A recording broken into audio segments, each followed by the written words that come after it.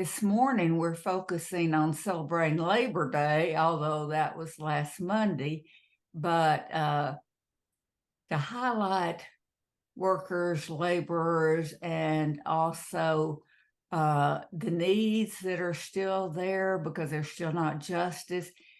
This is Dolores Huerta, whom you probably know, quite a labor activist and mother of the labor movement. Although we're going to hear from Alex today about true mothers of the labor movement, the Black washerwomen. So we'll look forward to that. Our opening prayer by Sally Browder, who is a good friend who used to be in our Waco New Wineskins group. So let's see, Alex, if you'll be reader 1 and Chaplainella 2 and Winter 3, and then start over.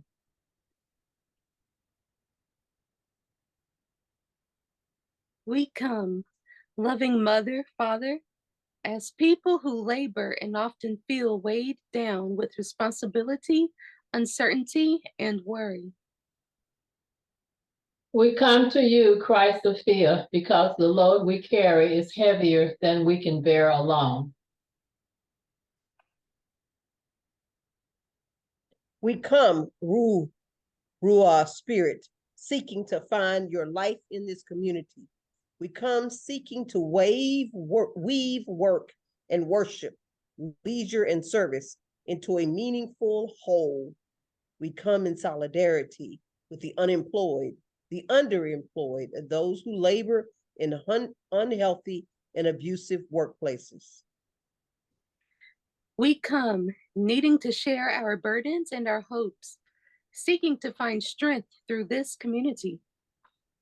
We gather for spiritual renewal and practical challenge as we labor for life. We open ourselves to receive your gracious gifts. For all who suffer from racial, gender, economic, and all forms of oppression, we pray. May this community give joyful expression to creative love, which breaks down barriers and welcomes all people. Ruah Spirit, help us to be co-creators of new life and hope. Breathe your life-giving power in all people.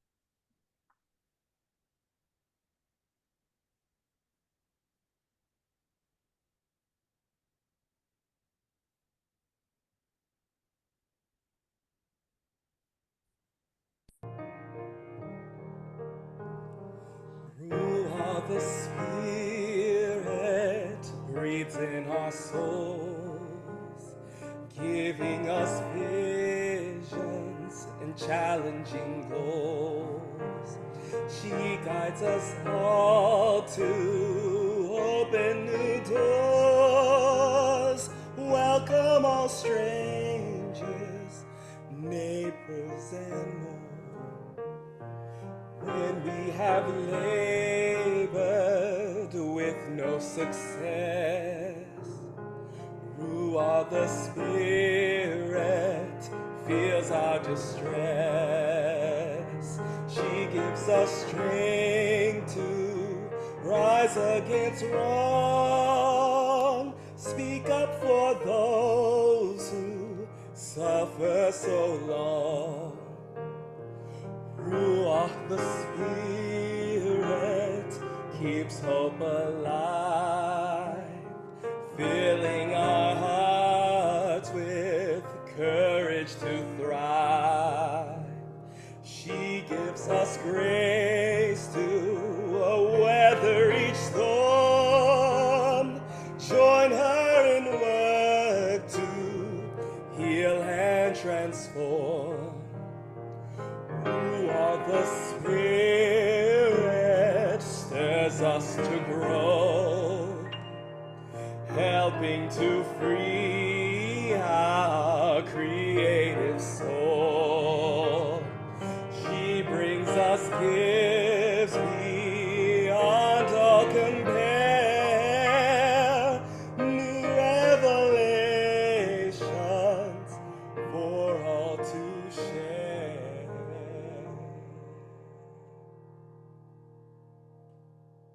Beautiful.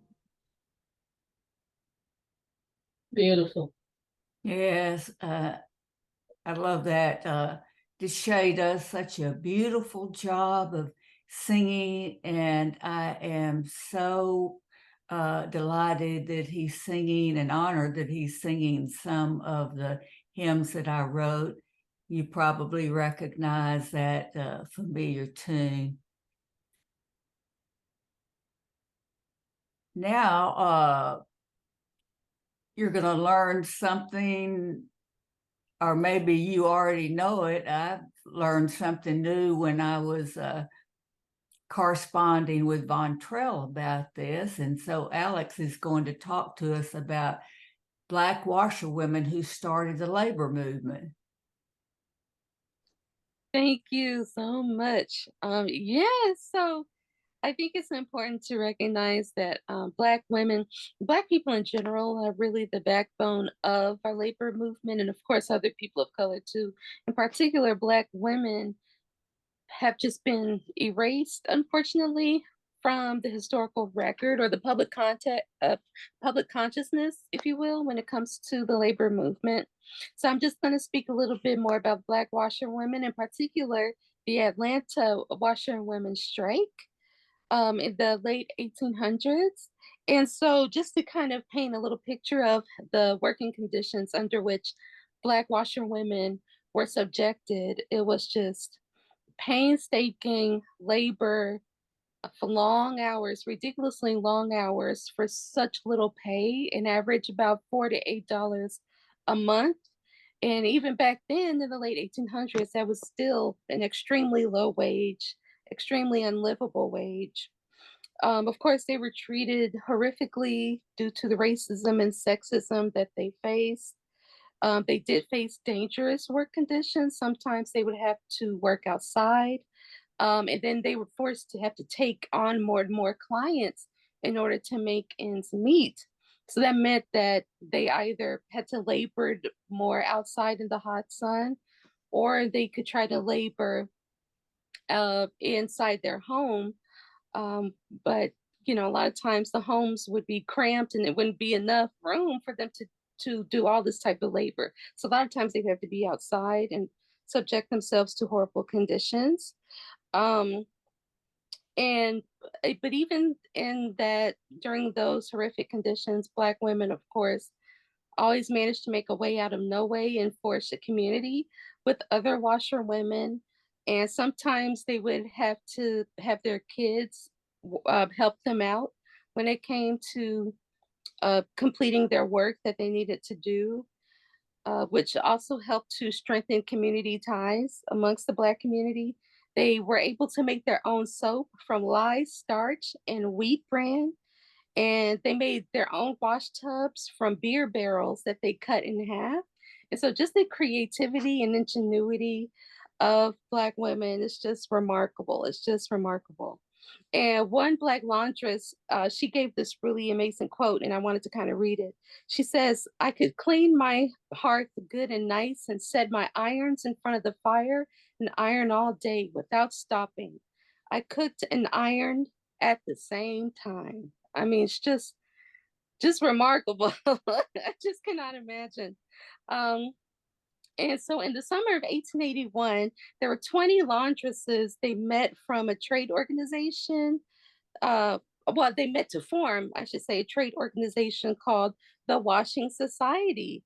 And it was very much a union where they demanded higher pay, respect, and autonomy over their own work.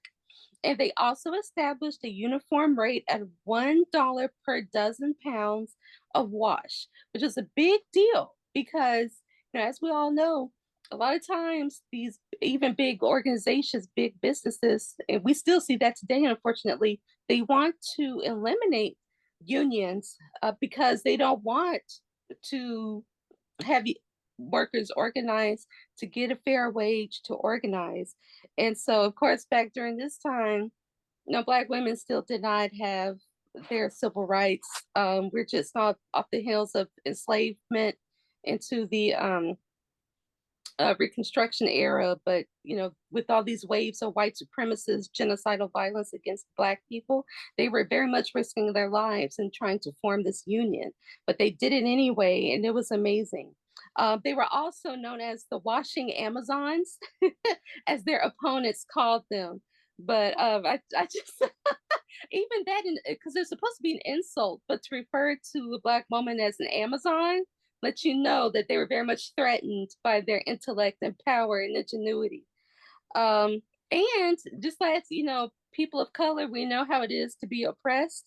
And uh, I think it's just amazing that even though white women, by and large, not include them in different feminist and struggles, such as, um, the suffrage movement and everything.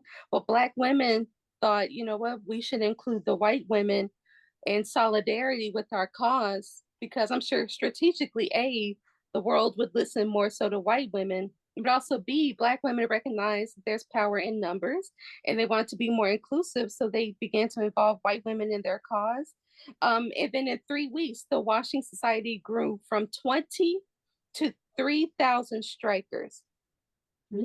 So I just thought that was just incredible to organize in that many people in 3 weeks without social media or anything like that. In today's time, I can't even think about it.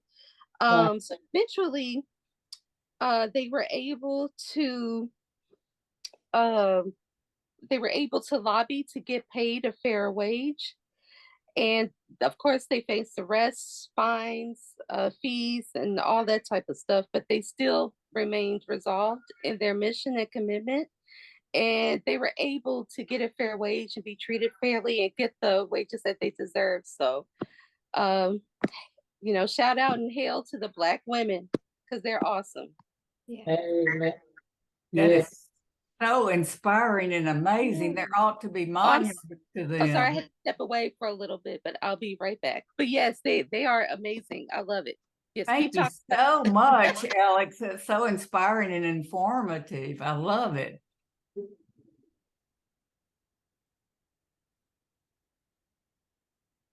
Welcome, Colette.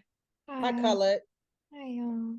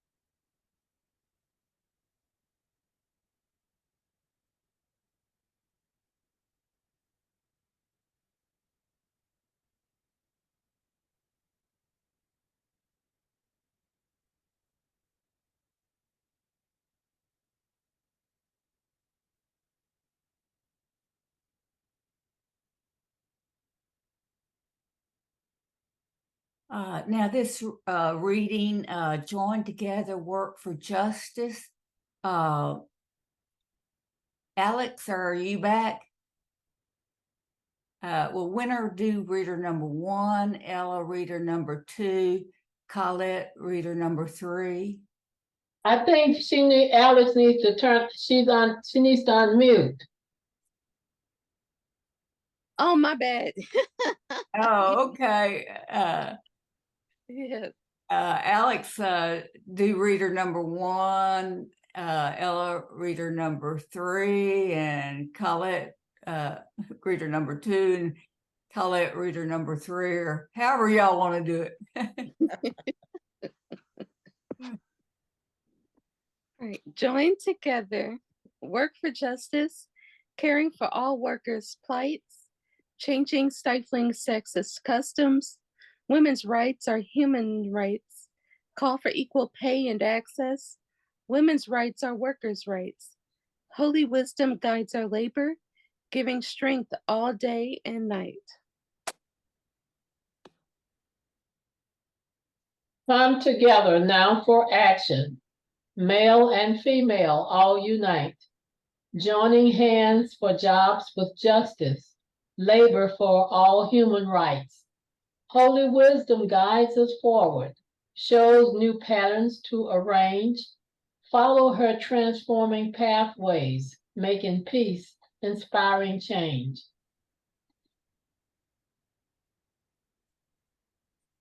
Winner, you want to go together?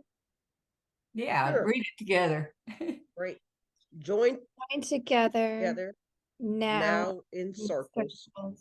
Sacred Sacred space for for every voice. working Working for a for- world, of justice, equal rights, and equal choice. equal choice, sharing, Sharing liberating stories. we create the world anew. Holy wisdom guides our vision, giving all her glorious view. Now, Von Trail and Alex wrote this song, Be of This Attitude, the Beatitudes of Christ Sophia. So bringing in all the Beatitudes. So Alex, will you sing it? Yes, I will. I will do my best. I'm used to my mom singing with me, so I'm not used to singing just singing by myself. But I'm gonna channel her spirit today. Yeah. Thank you. Blessed are the poor in spirit, for theirs is the kingdom of heaven. Blessed are those who mourn, they'll be comforted. This is the attitude of Christ Sophia, for us to be of this attitude. Blessed are the meek, they will inherit the earth. Blessed are those who hunger for justice, they'll be filled. This is the will of Christ Sophia, that we are of this attitude. Blessed are the merciful, they will be granted mercy. Blessed are the poor in heart, they will see God. This is the will of Christ Sophia, that we are of this attitude. Blessed are the peacemakers, they are God's beloved.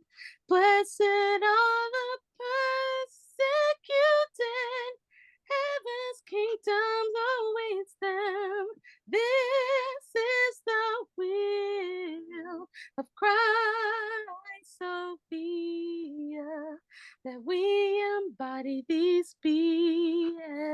Blessed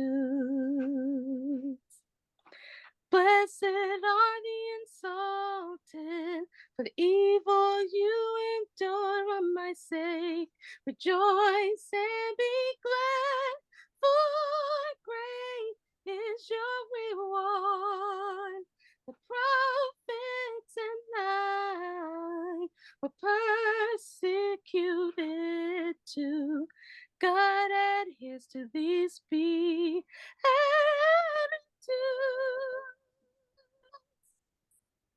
Very beautiful. Thank you.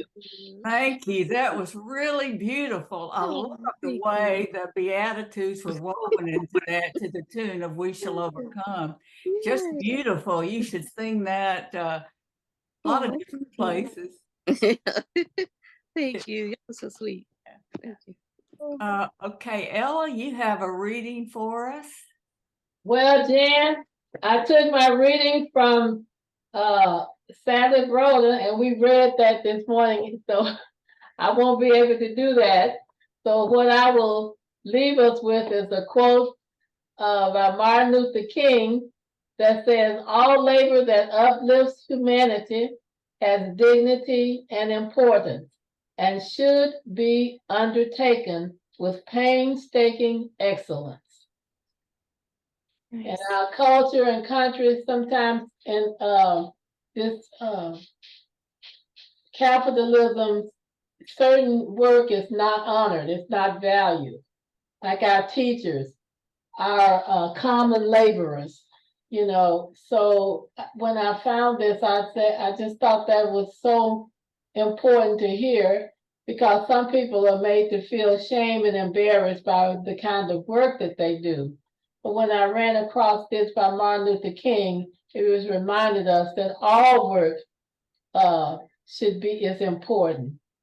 And so I wanted to share that. Thank you. That's so inspiring. Love that quote and your comments on it. I remember prior to my retiring from Baylor, the young man would work on my computer, and I affirmed him his gift. I said, "Wow, that is a beautiful gift that God has given you." And he didn't see that as a gift.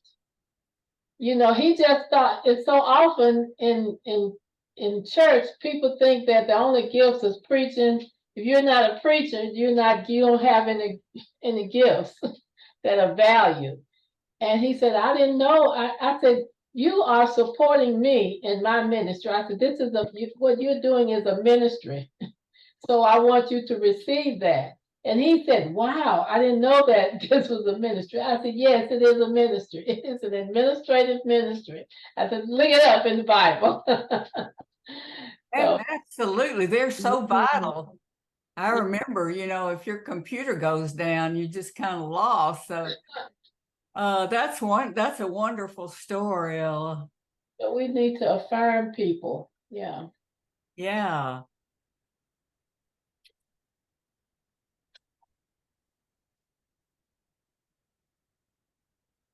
Okay, we have Colette to share Labor of Love, her recent children's book that just came out, The Rainbow Connection.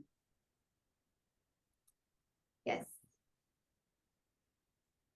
I love thinking about the labor of love and what you were just saying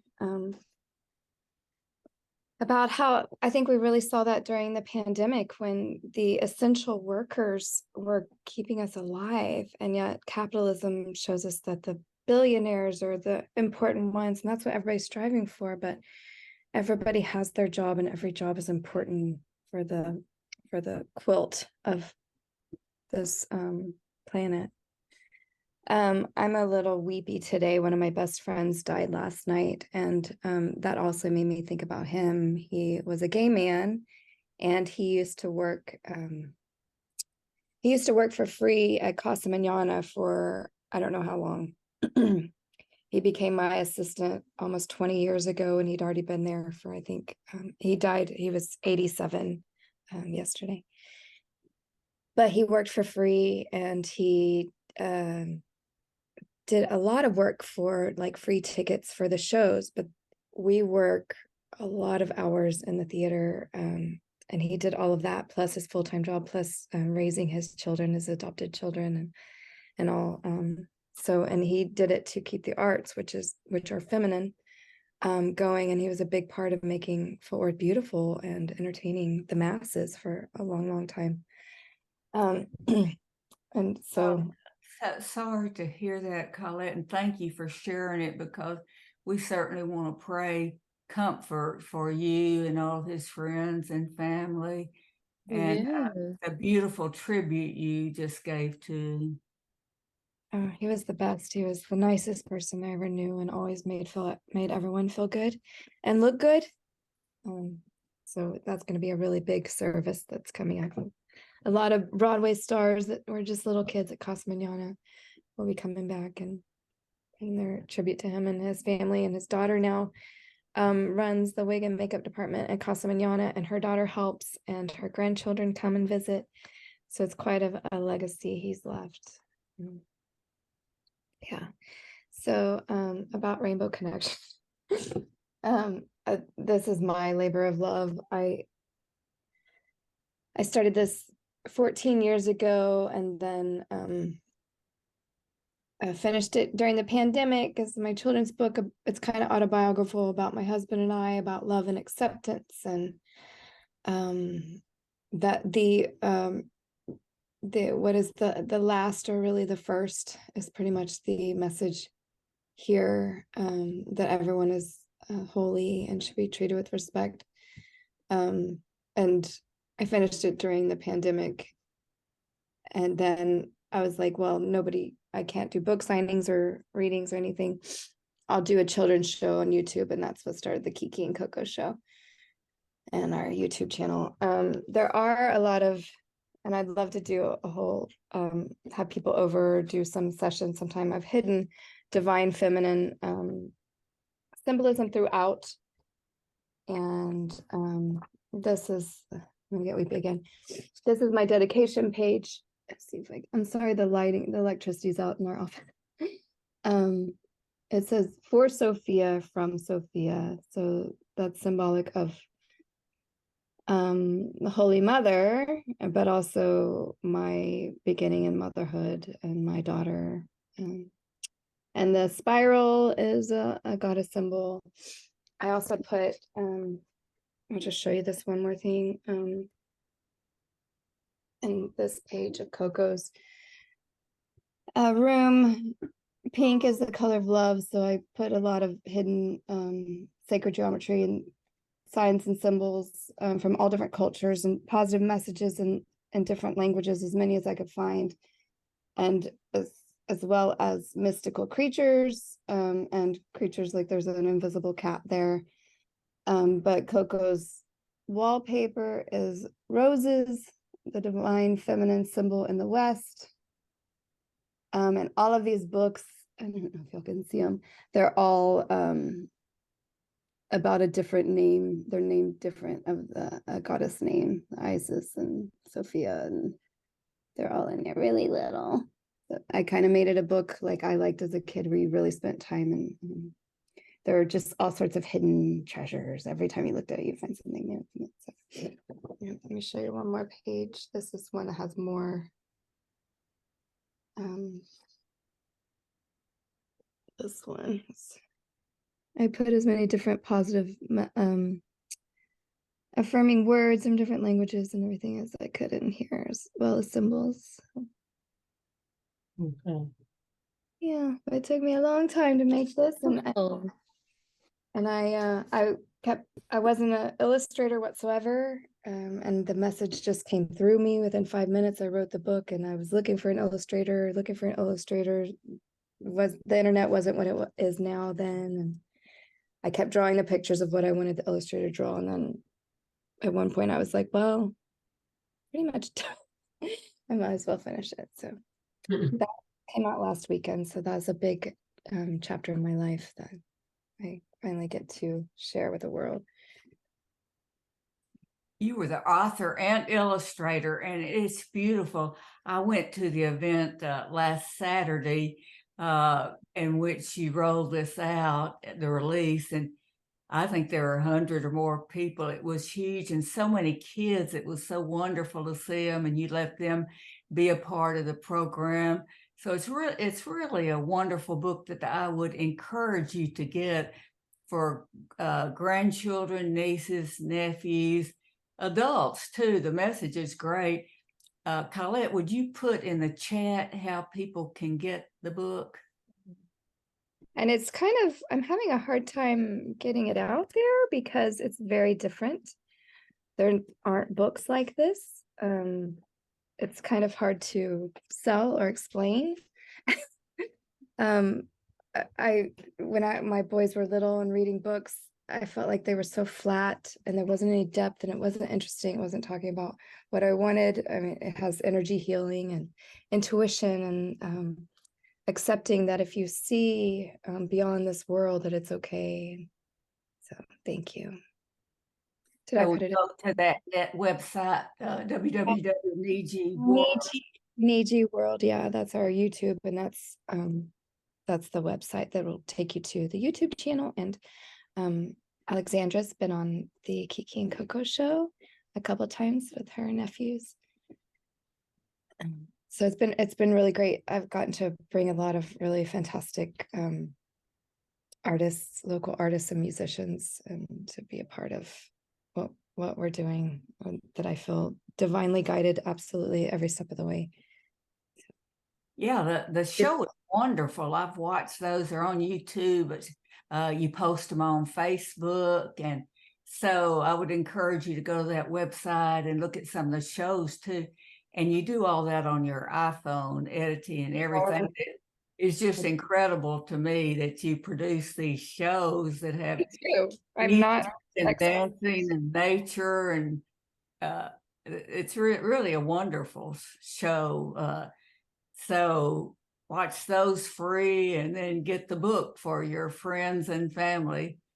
Thank you. I will be ordering it, Colette, but I also have I'll bring you one, Winner. I have an illustrator for you.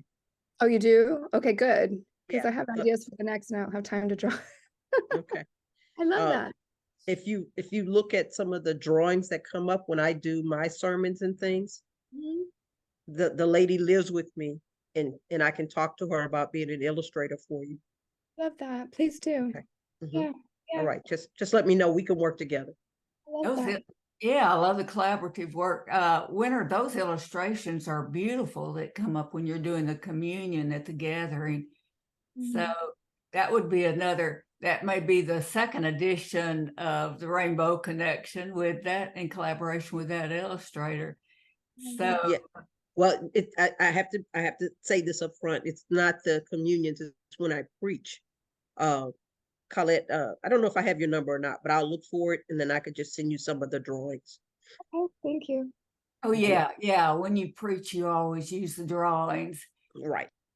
Yeah. Okay. Because I get them, she does them specifically for me to make sure that the message and the scripture and all of that kind of comes through in the drawing.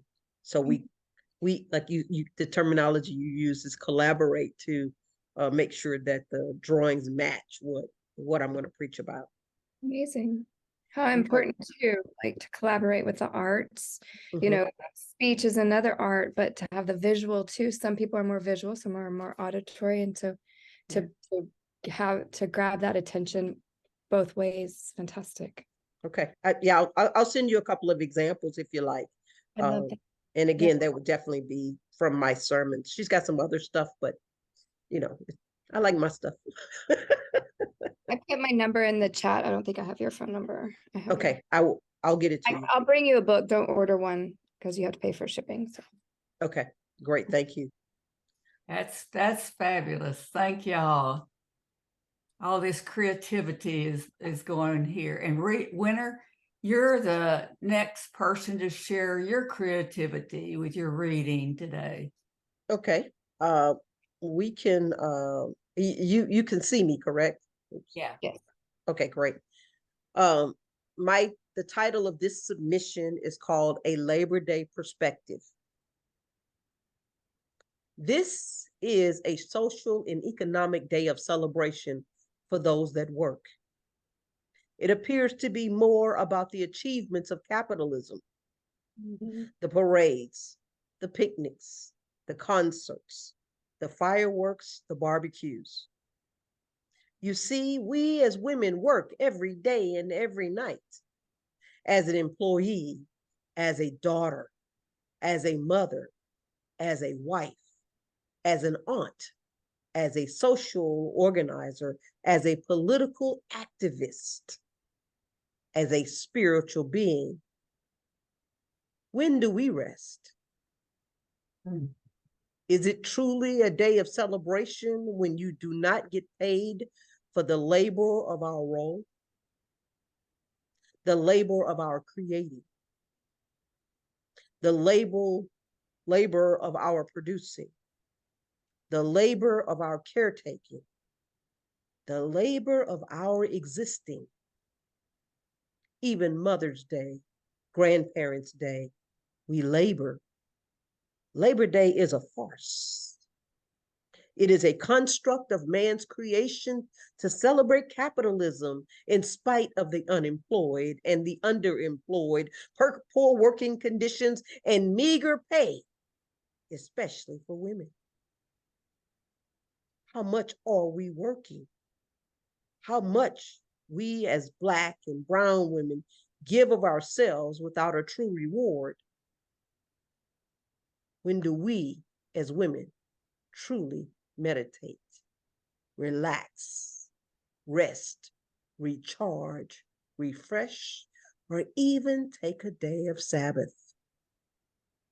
When do we exhale the drama of parenting, the drama of backbiting, the drama of caregiving, the drama of earning enough money to live, the drama of loving those that truly do not love us, appreciate us, or even value us?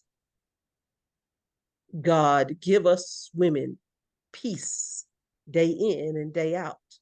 Let us rejuvenate our minds and bodies and not give in to the grind culture of this world today. No matter our chosen form of work, capitalism. When will we be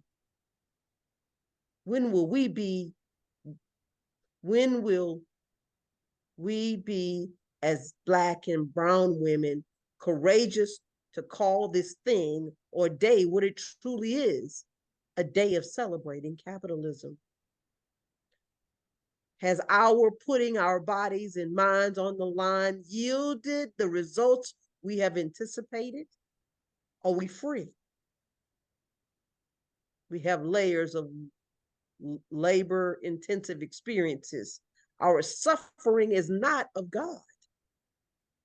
We are justice seeking souls worthy of freedom, worthy of having freedom, peace, and love. God, Mother of us all, Creator, Jesus, Sophia, Holy Spirit, wisdom, extend us grace, extend us freedom, extend us unconditional love as we labor. May it be so. Ashe and Amen.